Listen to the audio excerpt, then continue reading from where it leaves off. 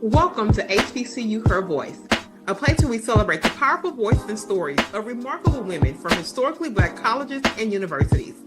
I'm your host, Shanasia Washington, a proud HBCU graduate myself. I'm thrilled to bring you this platform dedicated to amplifying the voice of our community.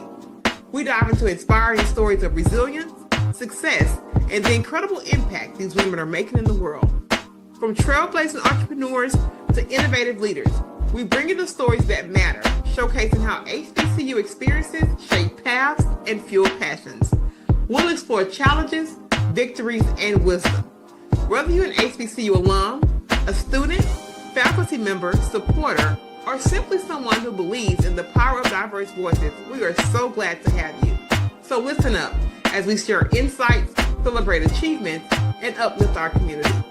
Together, we can inspire the next generation of leaders and ensure our voices are heard loud and clear. A grand welcome to HBCU Her Voice. A grand welcome to HBCU Her Voice. This is your fabulous host, Shanasia Washington, streaming from H-Town, Houston, Texas, baby, where it goes down. And we are in the HBCU Her Voice podcast studio land. Let me tell y'all something. I didn't tell y'all to wear me out, how y'all been wearing me out, but it's a good wear out because y'all have come and brought the most amazing stories. Like, I'm really far too lucky to have created something that really brings people here in their most purest form. And I really think today is going to be no different. This has been, I can't put into words, in the studio today for probably about 4 or 5 hours. And I think each and every one has enlightened me in a way that I did not expect. So I do not take this place lightly. You know, I love it here. And I'm really ready to dive into this young lady's story. She's so bright and so bubbly. And I already know she's smart because guess what? I've been all up and through her business. And I tell y'all that before they come here, so we know what's up. So let's let her do our normal drill. She's going to come to the stage and tell us her name, where she's streaming from, which HBCU she's repping, and we're going to get her HBCU story. Without any further waiting time, here's my very fabulous guest for today. Hello, I'm Devon Bruce. I'm from Tampa, Florida, and I am repping Howard University.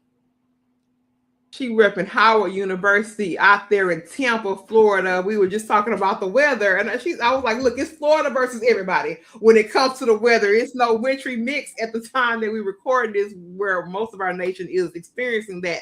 But I told y'all before we started this round, and as we go, there has been 2 schools that have showed up. Like, they really showed up. They beating all y'all. So if you don't see your school on here, Howard University ladies, let me just tell y'all I love y'all because y'all have represented so very well this particular segment, and we're happy to have you. But tell us about that HBCU story, Devon. How did you even end up at what they call the Mecca, Howard University? And tell us about that deep pride from coming from that institution. Well, I actually started at 12. I played the clarinet once upon a time. Music was my entire life. And I remember when I was 12 years old, I saw Howard University marching band on NBC. And I lived in a very white neighborhood. We were the token Black family, so I didn't really have a lot of Black people around me at that time. And so when I saw this all Black marching band and they were in college, I was completely intrigued. And I remember that day I was like, I'm going to go to that school. And that was my dream school since I was 12 years old. And then when I went up there for like a tour my senior year, my godmother graduated from there. So she still knew people that was there. And I remember I had like a private tour of the campus. And then I was able to go and sit in on a few classes. And I just remember just being on campus and I was like, I feel at home. This is my home. And thankfully it worked out. I ended up getting a music scholarship to go there, and the rest is history.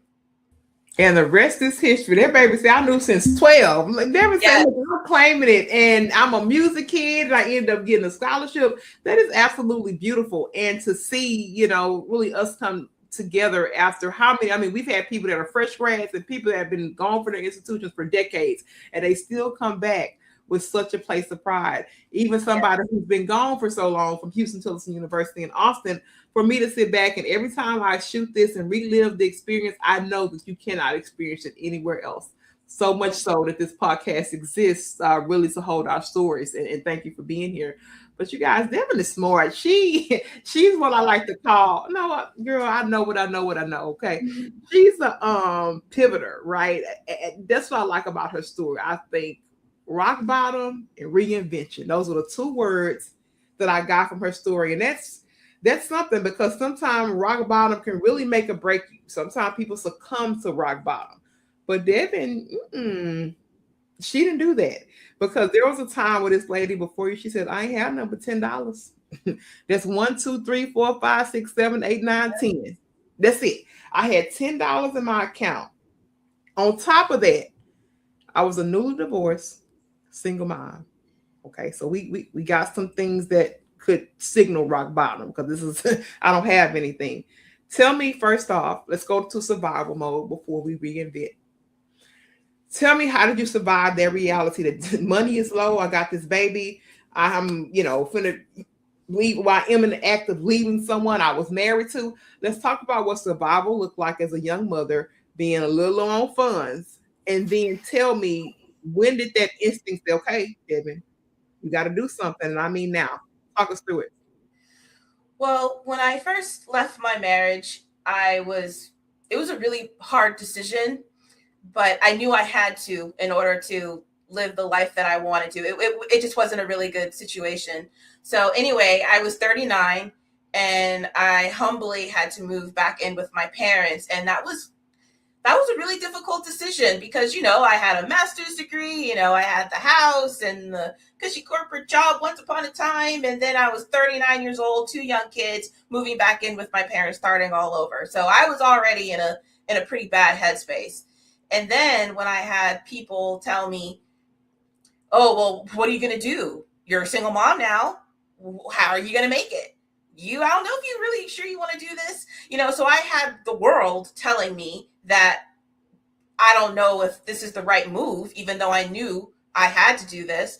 And so anyway, the way that I came back was one day I was just sitting on my bed and I wanted to go get bread and milk for my 2 kids. My daughter was 9 at the time and my son was 6. And so I wanted to go and get some milk and bread, and I didn't know if I had enough money, but so I checked my account and I had less than $10. And then just at that moment when I just had this feeling of failure and just feeling like this is my bottom. And then I just remember being like, failure is not an option. I don't have the luxury of quitting. I have 2 young kids that are depending on me and I don't know what I'm going to do. And so I just remember thinking that and feeling that. And then I just put my hands up. I put my hands up to God and I was like, listen, failure is not an option. This is my rock bottom. I am never going to feel like this again, ever in my life. What do I do? And then I just had this thought.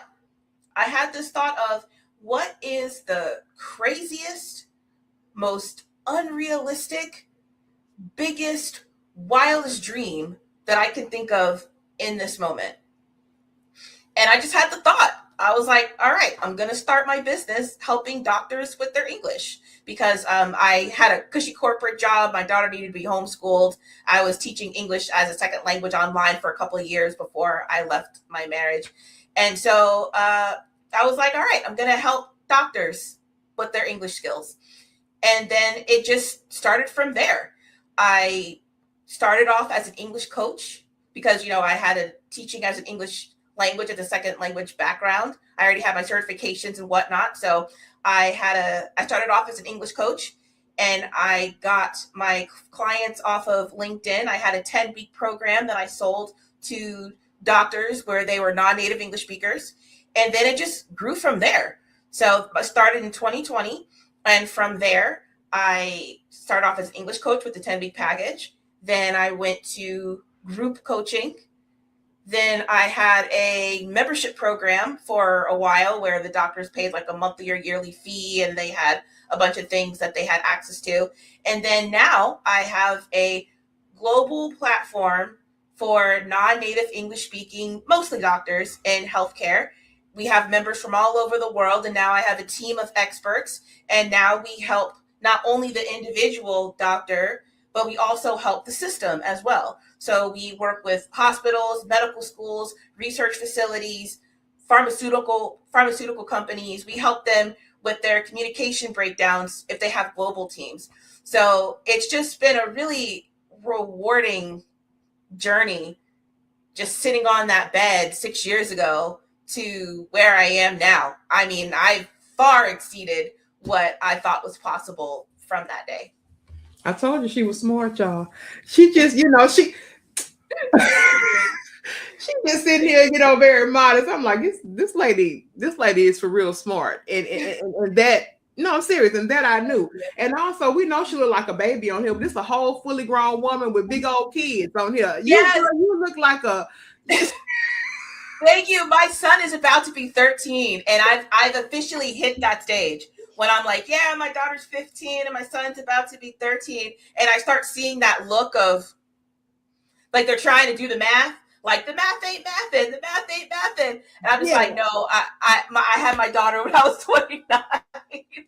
No, they say, no, you must have your daughter when you was 12, 29 or 12. Which one? You don't lie to us. I already know what goes on. So this girl look like a whole baby up here. Somebody, she got a 15-year-old and teenager now. It just don't, it ain't really just gelling. Thank you. But you look amazing. But what is the interesting thing about rock bottom? Because rock bottom, that ignites some stuff in you, right? Because sometimes I always say that, in some rock bottom moments and different things, that it really created the version of me that you see right here today. And that is no lie. Because when I felt like, okay, Sinead, this is do or die, they're putting you out of this place, you're losing, this particular job, the cushy corporate job, which I once had, it was like, I don't really know what else to do. But like you said, I don't have a look. Some of y'all might have a look. A lot of folk I work with, Devon, a lot of my peers, they had the luxury. They had the luxury to quit. They had the luxury for mom and daddy to bail them out. They had the luxury to go stand the lake house. They had the things. It wasn't no option for me. It was nothing. And I think maybe, fortunately, it ignited something in me that I didn't see ever existing for my journey. Because there are things that... Go ahead. Oh, thank you. Absolutely. Another thing that fueled me at that time was I had so many people just counting me out. Because I was a single mom now. My kids were homeschooled, and they were like, Devon, you're going to have to go get a job that you hate. And you're going to have to put your kids back in school. And just the fact that people were just writing me off. Like, our lives were over. My kids just had no chance in life because they were the product of a single mother. And I was like, over my dead body, who are you to tell me that I'm not going to thrive because I chose to leave a marriage that was toxic? So that also fueled me, and that fueled me for a very long time. But thankfully, I was able to let that go and heal and forgive and move on. And so now that fire no longer fuels me.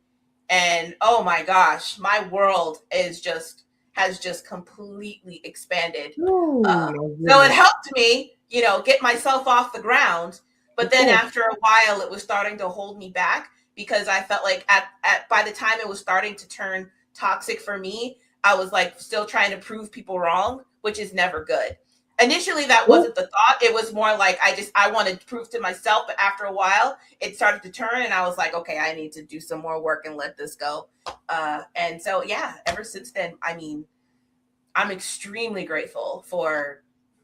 I'm grateful for all of it, including my marriage. I'm grateful for all of it. All of it, and I had to get to that part also in my journey because when I first left my corporate, it was a very toxic leave, and I've talked about it a few times on the podcast. And the part of that leave was like, I'm gonna prove them wrong. I didn't, I'm gonna prove them wrong and this and that. And that had to go away because at the end of the day, it was really about making sure that this right here is pure. This right here is operating for me and not at the approval or disapproval of anyone in my Right. close reach, the man from over there, a man from here, there, or wherever. It has to stay intact for me because that's what really matters. Now, the Right. other part I was just kind of thinking through because I'm a mother of an 8-year-old. He's a homeschooler as well. And there Oh, have okay. been times, yeah, so I know, girl. Yes. He's an 8-year-old homeschool. He's in there probably doing something, snooping around. Who knows what's going on the other side of the wall? But early, like last year, I was like, oh my gosh, like I have to get this to close. Like I really have to get this to work because that's something I always envisioned. Like, my son being here, I can have a little bit more control over his educational journey, all these different things. And the same exact thing, I had the exact same thing spoke to me. Girl, just put that boy in a regular school at this point. Right. And it was just so clear and so natural for them to say that. And Devon, the part about it, I'm being 100% transparent with you. I really considered it. I said, I told Lord, I said, it's just not adding up in this season. And as much as this hurts, and as much as I'm not loving the schools that are actually around me and what we have access to, what would make sense for driving and all these different things, Lord, I don't like it. And I know facilitators, teachers, partners in these schools. Heck, I can even call a person on the board of these schools, and I know that's not where I want my baby. I know that's not where I want him. And I was pleading with him, just give me some type of way to sustain something until something else comes that I can really make this work. So for you being in that situation that people count you out, Devon, I know it. I done lived it. I done had the crying nights about it. And and I think it ignited something in me, even as a mother, because this is what says you figure it out, because this is beyond you. Like, I'm like, if this was just me, I ain't have no kids, I probably wouldn't be this about it. But when you don't have that luxury and you got a mouth that depends on you, right, things really shift. And I think if more people bet on themselves, Devon, they will be less inclined to put those types of thoughts over your head. Because you don't never hear me speaking a builder, a visionary, somebody who's really out here doing it and really operate like in a rock bottom. Oh, you don't catch your nature talking foul about them, because I done been there and I done done that. Because if anything, I know that my word can be a piece of freedom, a breath for somebody in that situation, because I've been in it. I don't never tell anybody to discount their dreams. There may be some pivot moments and all those different things, but as somebody who's living, walking, and breathed it and cried about it, I mean, for real, ugly cry about it, Devon. It's nothing like somebody from that place. I'm just telling you. You're absolutely right. I just spoke recently. Actually, the thing that's been so amazing about my journey is that I have branched outside of healthcare. So most of my bread and butter is, working with people in healthcare. But because I am active on LinkedIn, I have almost 20,000 followers. I'm almost there. And I'm ranked #1 in the US and #7 worldwide for language education on LinkedIn. Love it. Thank you. Thank you. That opens a lot of doors for me. And one of the doors that has opened is really talking to women. So I get invited to speak at summits, conferences. I get invited to speak at, conventions, things like that. Anyway, I just recently spoke at a summit and I talked about how to go from being in financial survival mode to being financially sovereign. I've had plenty of feast and famine along the way in this 6-year journey. And there were times where I was literally on the floor because I felt like the world was just beating me down and I felt like I had zero support.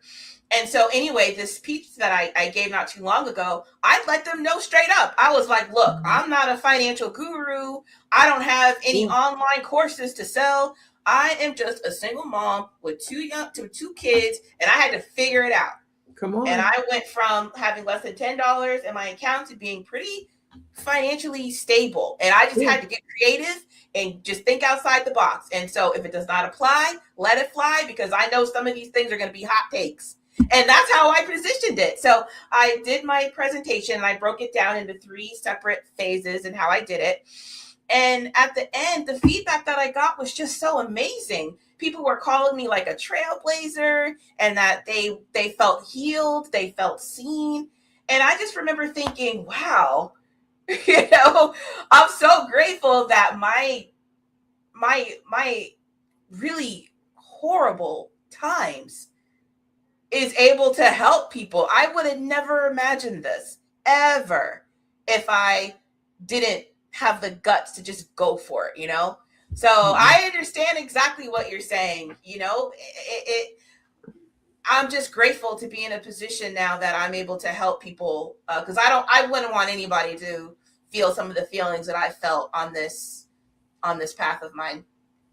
Absolutely. And another reason and really why this platform exists and people love it is because one of the things that said, it will never be about the actual title and the actual things that I'm doing. It's always going to be the seeds of that journey that always comes forth. Why? Because people can see themselves in my story, right? It doesn't, the way it looks, things are always changing. Things are always evolving. This you will always get no matter what the branding or whatever it is looks like. And that's what this part of my journey and my story will always speak to. Because for me to have lived to get to a place where, Lord, my God, feels so clear. Lord, I don't care about being visible. Lord, I'm going to go any way you say go, I'm going to go. But to get here and be this strong and rooted in my journey and not share that process with someone else, shame on me. Because it's not really about the thing that I do for the income and a title. It's what am I doing to create the ripple effect to allow people to stand and do that for themselves. Absolutely. And for me, and I know you speaking to women and showing up just how you are, Devon, they are seeing themselves in you, and it is igniting something that goes far beyond teaching a doctor how to speak English. Oh, thank you. Thank you. It's very rewarding. I never guessed in a million years that people would call me inspiring, or they're like, if me hearing your story, I can do it too. And at the end, like I said, when I first started this, when I've had my first thought of wanting to help doctors with their English, I just wanted just enough money to pay my bills, live comfortably, and that was it. That's all I wanted. And clearly I had I feel like God had other things for me. And that was another thing that I really had to learn along the way. Come on. Rejection is divine protection and redirection. I know we know that. Wait a minute at 22 minutes. You got to stop. You got to rerun that. Say it again. You got to rerun it, Devon. It's divine protection and redirection. Mm-hmm. It is, all the times that I so desperately wanted success in the way that I envisioned, and it was just blocked every single time. Come on. And I was like, just enough where I didn't quit. You know what I mean? But I was building. I didn't know this at the time. I was gaining knowledge. I was gaining skills. I was building my platform. I was developing puzzle pieces. And then all of a sudden I was like, oh, snap. I've created this whole ecosystem. And now I'm able to scale not only my finances, but I'm able to scale my entire business ecosystem, unbeknownst to me. But if I would have so desperately had that success that I wanted so badly back in 2020, 2021, this version would have never been able to come up. That's what that's the tricky part of these journeys, that people stick. There'll be a person that'll walk up and they'll see the brand that you build and they'll see the trajectory, and they'll never know about this version of Devon. They be thinking, oh, well, Devon, just had it easy, or she just, got this and she got that. That's why I say, you guys be careful with assuming and having all these thoughts about people who have built platforms and done all these things, because you don't know what happened in the dark. You don't know what happened in the lonely nights. You don't know what was revealed through the tears, through the people walking away, through the naysayers, and all these different things that happen. Oh, yeah. So from me in this seat, and have talked to, my God, some brilliant women, and I mean a wide range of women who have money and power and success, and even women that have been formerly incarcerated, didn't have a mama or daddy to ever call mama or daddy, and their range is intentional. Their range will always be an intentional part of my life, whether they feel like they're at the bottom or whether they feel like they're floating at the top. There's something in it that's in the middle of all of that that connects us. Yeah. And if you're not careful, you'll walk this entire world, you'll walk this entire space and never really realize that. It's why the platform exists. I want to ask you this because you said this verbatim in your form. You said I had to get, she didn't say 10, 20, 30, 100. You said I had to get 1,000% real. So this is like, she said 1,000. Yes. She didn't amplify that thing. She said I had to get 1,000% real. Okay. What was the hardest truth you had to face? Because sometimes facing truth, ooh, that's some scary, that's some scary big bad wolf stuff. What's the scariest thing you had to face though? Because that truth, when you get 1,000% real, that means you have to face some truth and also denounce some lies. So tell me about the process. The hardest part for me, and this was when I was having another financial crisis, and at the time I felt like I was being kicked when I was down. And I was literally on the floor crying. And I was just like, God, no matter what I do, it's never good enough. It's not, you know what I mean? Like at the time I was trying everything and just the finances just wasn't clicking. And then, like I said, at the time, I felt like the people around me were kicking me when I was down. And then I just had this thought. I said, God, help me, help me. And then I heard it. And it said, Devon, nobody is coming to save you. And when I felt that, I was just like, huh. No one's coming. Yeah.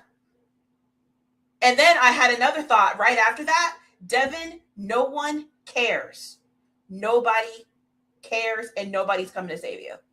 And I know that sounds really negative, but the way that I got it was, oh, I need to really do this. I need to stand on my own 2 feet because nobody is going to love me the way I love me. Nobody is going to care about my finances the way I care about my finances. And ever since that day, when I was literally on the ground, things just really started to change because I knew nobody cares and nobody's coming to save me. And that allowed me to get real about who I am and where I'm going. Because I feel like a lot of us, especially women, especially Black women, I feel like we are indoctrinated to always try to get permission to do things, you know, like we're always just the ones that do it all, you know? And so to go against the grain, we feel like we need permission to do that or something. And once I just started to get real with who I am and not what people project me to be, oh, whew, that made me just explode in every area of my life because I had to get real with who I am. And I had to embrace my hot takes.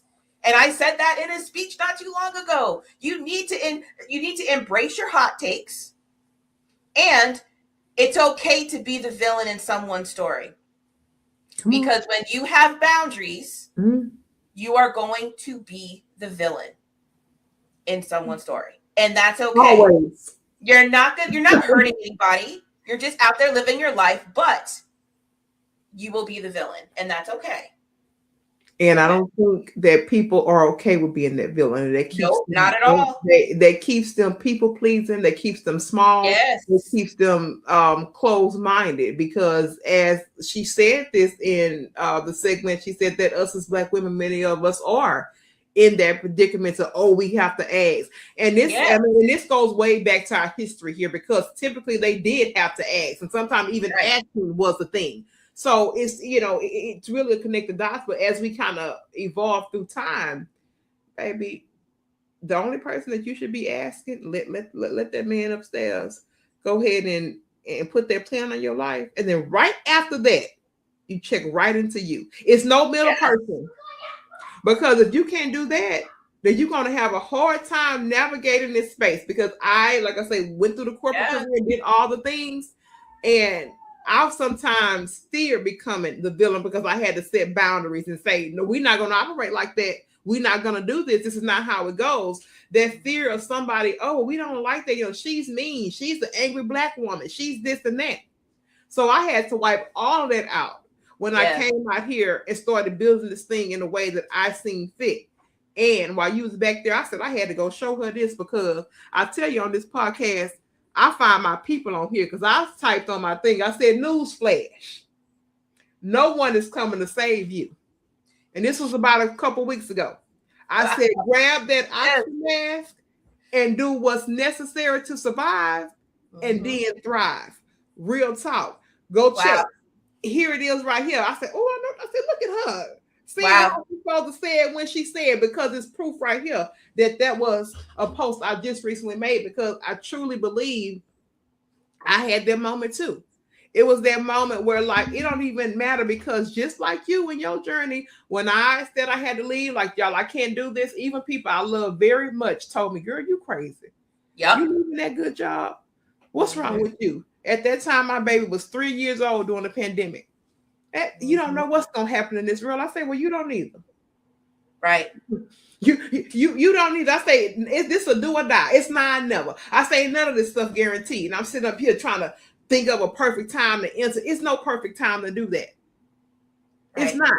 So me having to be this version, and people around me that really love me, and I know maybe they were saying it because it was their fear of things maybe going sour for me. A lot of it really wasn't hate. They were just going based on what they knew and how they knew how to navigate. So I had to heal from that period. So what that looked like was that, Shanadra, you have evolved. You see the world differently. You see yourself differently. You finally adapt to how he sees you, and you are operating in that frequency.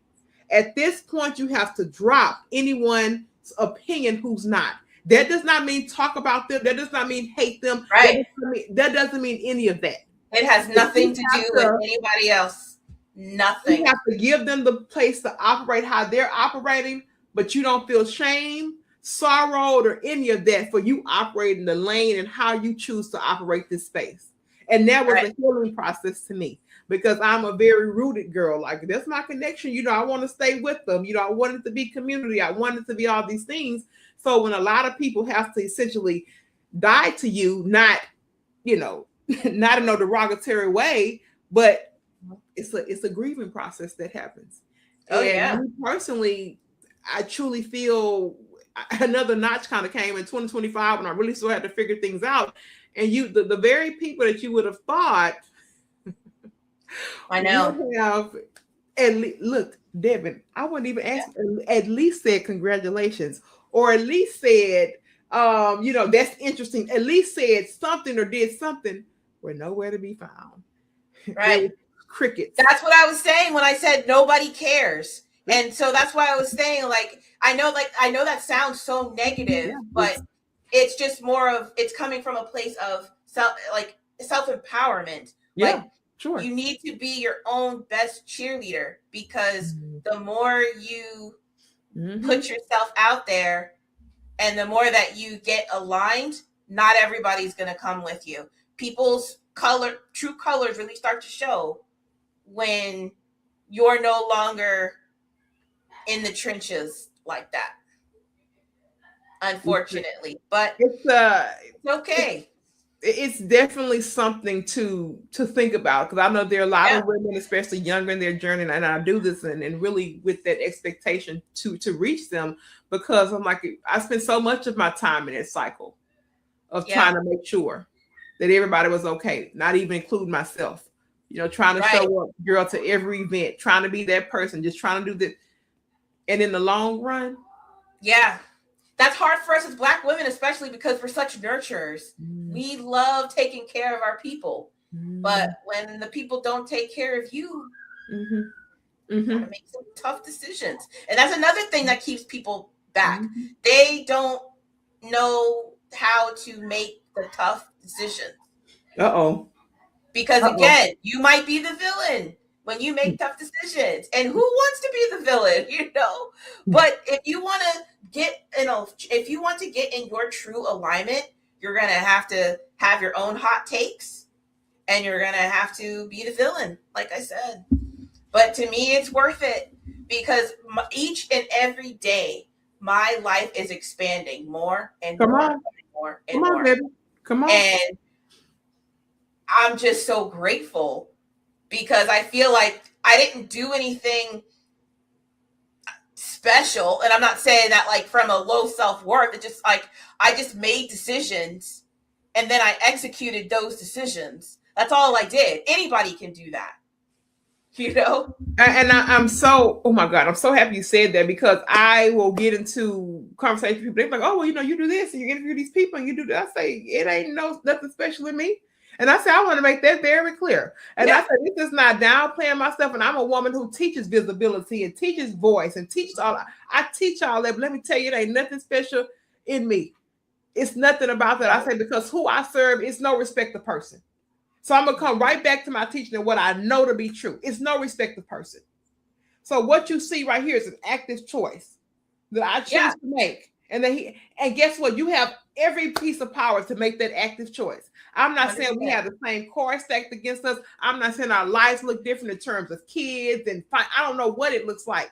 I say, but I know there have been different situations in my life where all that stuff looks different, but what has been consistent is the choice. Mm-hmm. So right, and a lot of us don't know how much power we truly have. Ooh. Because I don't know if this is true for you, but for one of the things I also had to get real with myself is that I was making decisions based off of what other people thought of me, whether that was positive or negative. And then once I got real with myself and realizing, oh, that's actually not who I am, and started making decisions from that place, it changed everything.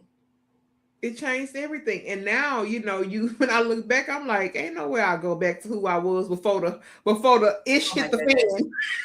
I know, I think of myself like in 2017, I was still married and in that space. And I just want to hug her and I just want to love on her. And I just want to thank her because if she did not endure, I wouldn't be here.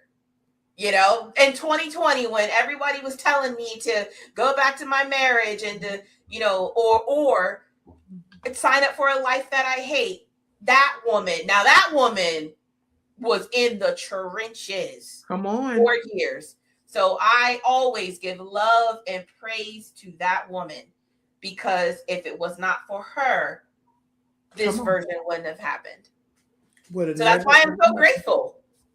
It is, and it comes down to that gratefulness, because sometimes, I honestly say this, that like if it was all peachy keen and all that kind of stuff, I'd have never evolved out of that. Like I literally had to really, I know a lot of people use, the beauty for ashes, scripture and everything, but like, it really truly was some action and some pain that was shared. And I can literally go back and pinpoint certain times where I knew that he put me right in the midst of those people, right in the midst of that conversation, right in the midst of everything to get me directly to this moment. So when people see this, and I've been saying this quite often in this last string of podcasts, a lot of people don't even understand like how I even became a podcast host. I'm just a shy girl from the back of the room, believe it or not.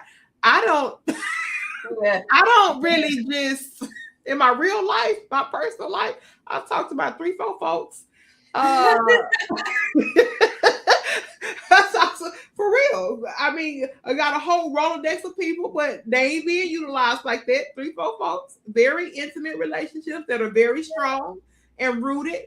All that extra stuff just to have people to call, just to call. We're not talking about no gossip. We're not doing any of that. Yeah. And it's a very kind of plain, if you will, basic life that's rooted.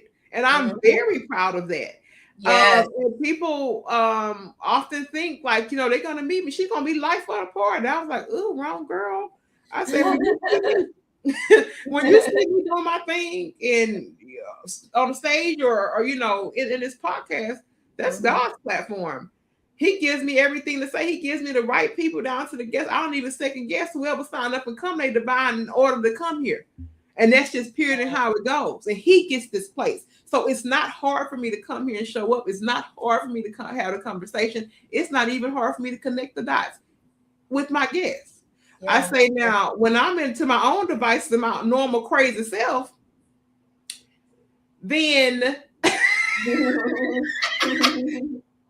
ain't trying to have time for it. I'm going to be back in the room with my notepad and my pen taking notes. or down in the book somewhere. So when you see that stark difference, like, oh my gosh, it's just so different from who we know her to be and who she really is.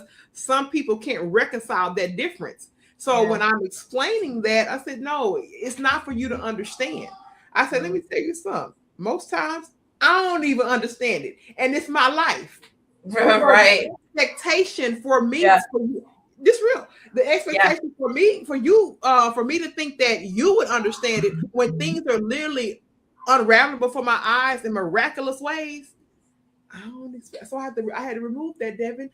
I just go and do the thing. I go and do the thing with high integrity. I go and do the thing knowing that he sent me, and I walk in that and let that be enough to sustain me, because I'm never going to be able to please all of you, and I'm never going to be able to get you all to a level of understanding of how Shanasia should be, how she should show up, what she should be doing in terms of title.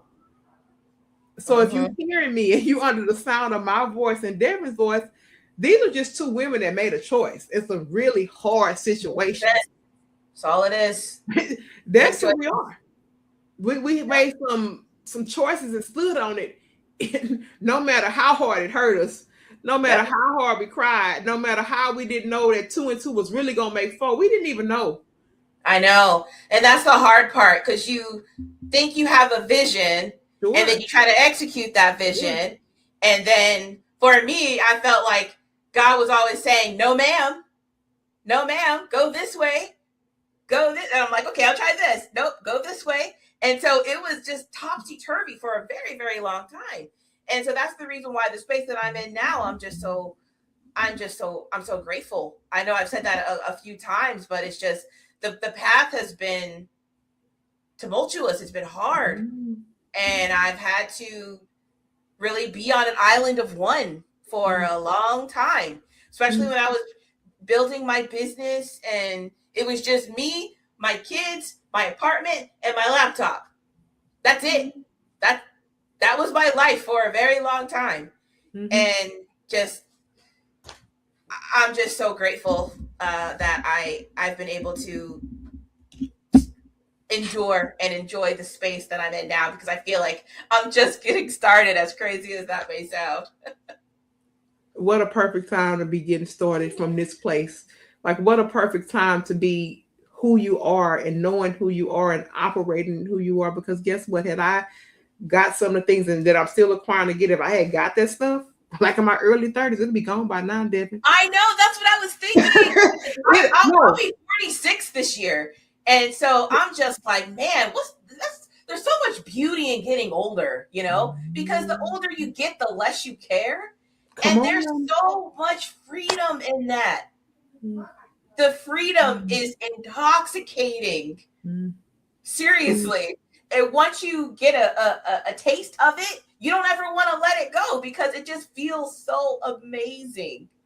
It would, because here I am getting all these miraculous things, and I would have either watered it down because they would have thought it was too much, or they didn't understand it, or did this way to look a certain way to a certain group so they can give me the checkbox of approval, and she living at a certain standard.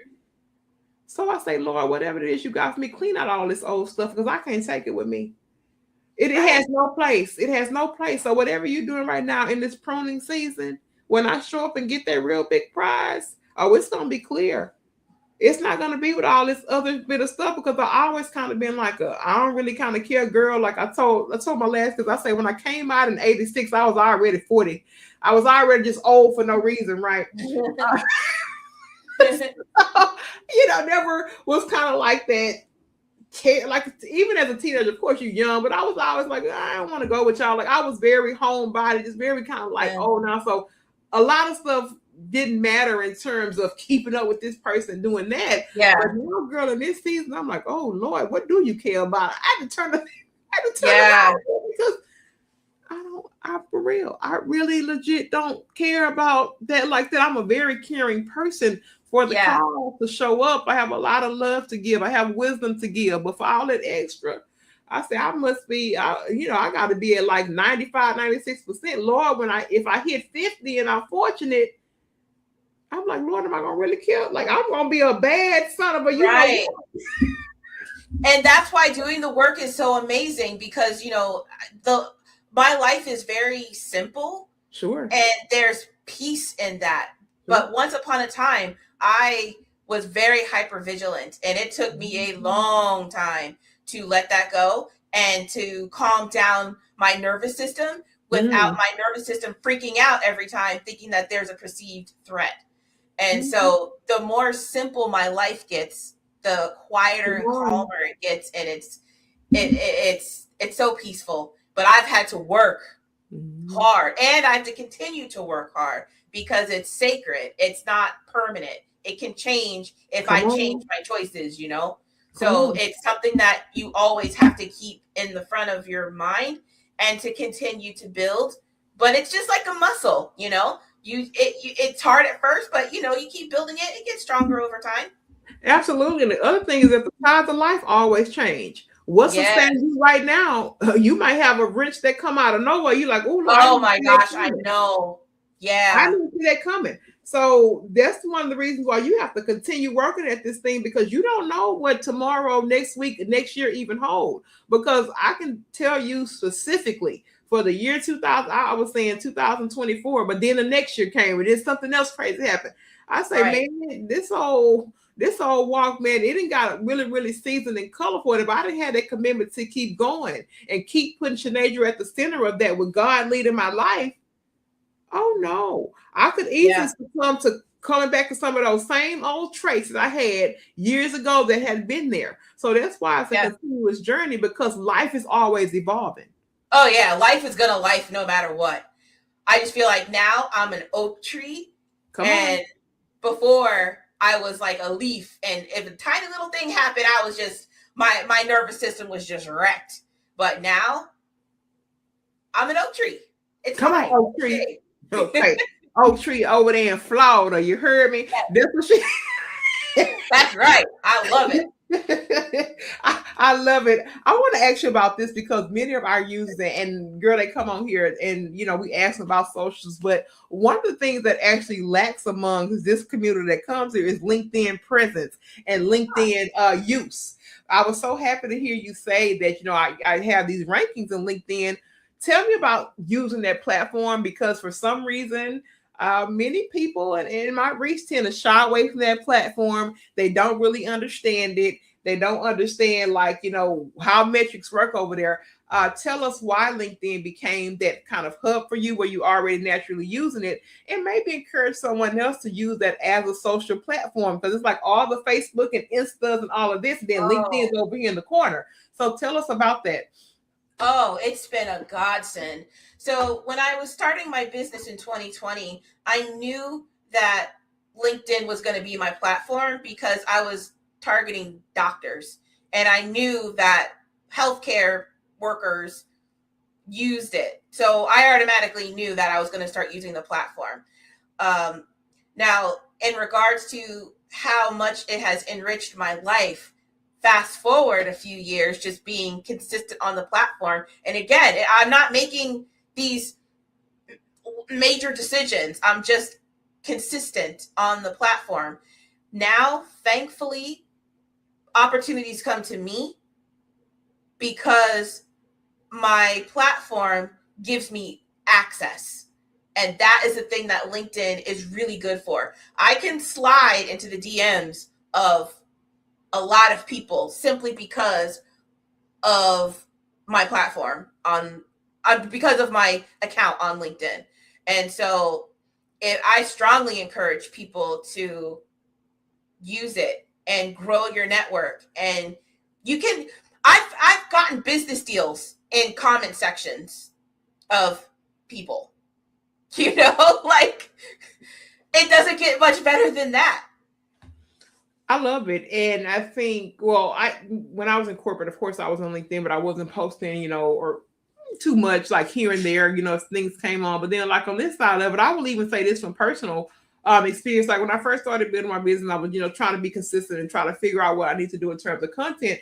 I was doing it on LinkedIn, but it wasn't as consistent as it was on Yeah. the other platforms, because at the front end of business, we did target, small business owners, but then that of course expanded, as we began to speak and, have training and different things of that sort. But I can honestly say, like, even with the podcast, our podcast literally streams to LinkedIn. And many of our podcasts, even if they don't interact in terms of comments, gets the most impressions on that particular platform. Yeah. And I want to be 100% clear with you. And that's even with people who don't have a LinkedIn platform where we, can't tag them, but even people where we don't have a tag for them for LinkedIn and we share their things, because many of these things deal with women leadership, women visibility, that audience tunes in. Yes, it does. That audience will actually tune in. And many of those people, look, you have to understand, I come from corporate where, a lot of them is still button up, tight in their expression and how they look. And so they perceive, I'm just thinking corporate minded. They perceive that as a more safer and professional route. So if they see you showing up over there, for some reason, they attach professionalism to them. I can't always say that that's always the real deal, but I'm just saying I have to go based on who they are and how they perceive things.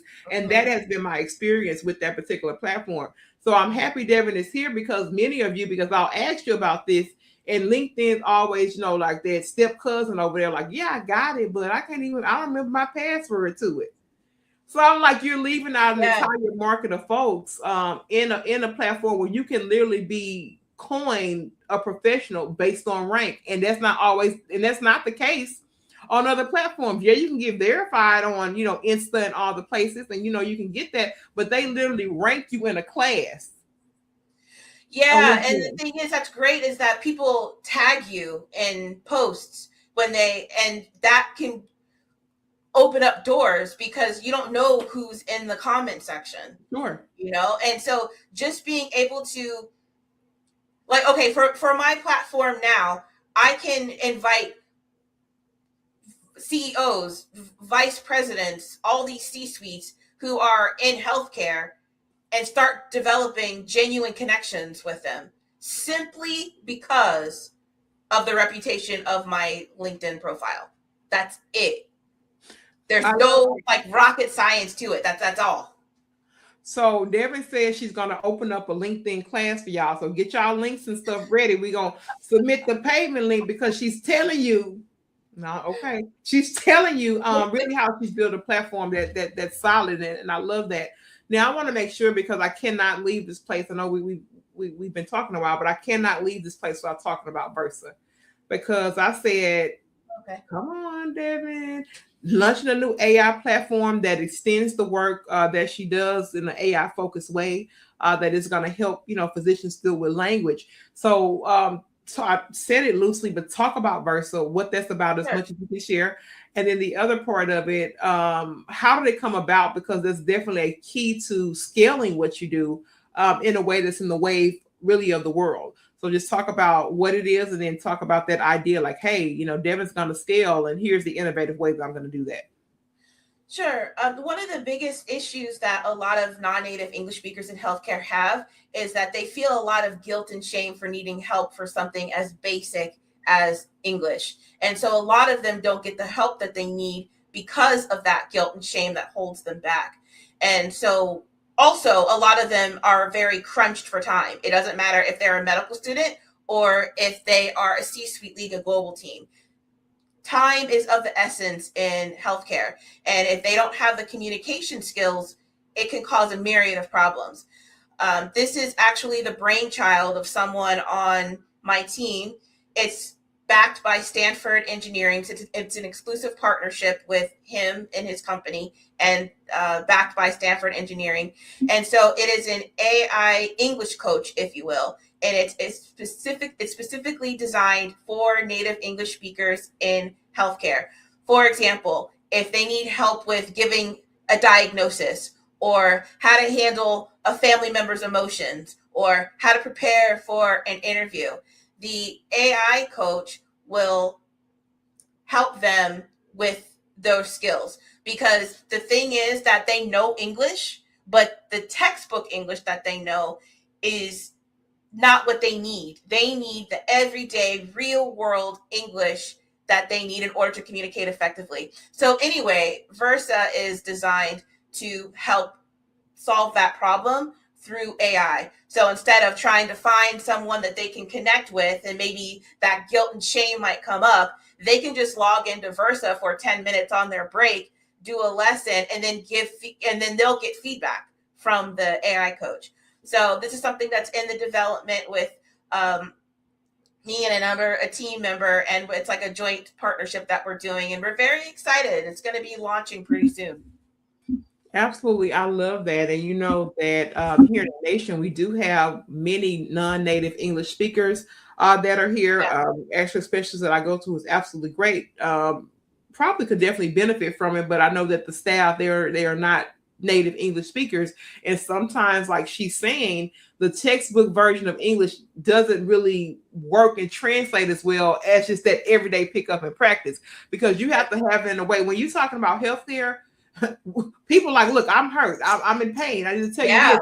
I don't have this specialized way to communicate with you that you may be picking up based on how you learn English. So I'm happy to see that it bridges that gap. And just to kind of piggyback, you know, my grandfather, when he had a stroke in 2024, we had to go through so many different medical providers, from OT, occupational therapy, to speech therapy, to the variety of physical therapy. I mean, just the whole team of doctors, neurologists, and some of those were non-native English speakers. So I'm just going to say this, because I do have a patience and have worked with multicultural people who have had, you know, a variety of different accents.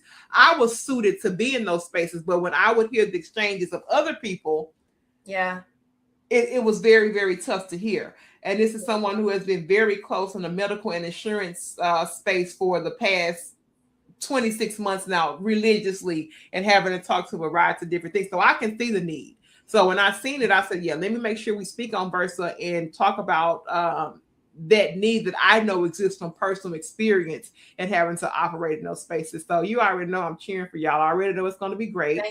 And you know, I'll have a segment to come back and say, look, now I talked to Devon when that thing was a baby. Now now this thing is big and doing what it's doing. But in the very beginning, you know, I believed in it because I knew the need from my personal experience. Now, this is the part in our show, Devon, where we want to make sure that we give you a clean segment to talk about all your connection points. So please share your social medias, your website, wherever you can be found to be connected with. Share it here, and we'll have a clean segment for people to reach out to you should they need to. Thank you. The best place to reach me is definitely on LinkedIn. I'm on there every day.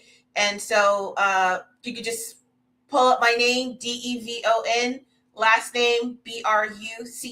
I'm usually the first one that pops up. So that's the best place to reach me. If you're interested in finding more about my company, you can go to EnglishCommunicationAcademy.com. And then also, if you're just interested in a little bit more about me personally, you can go to DevonBruce.com.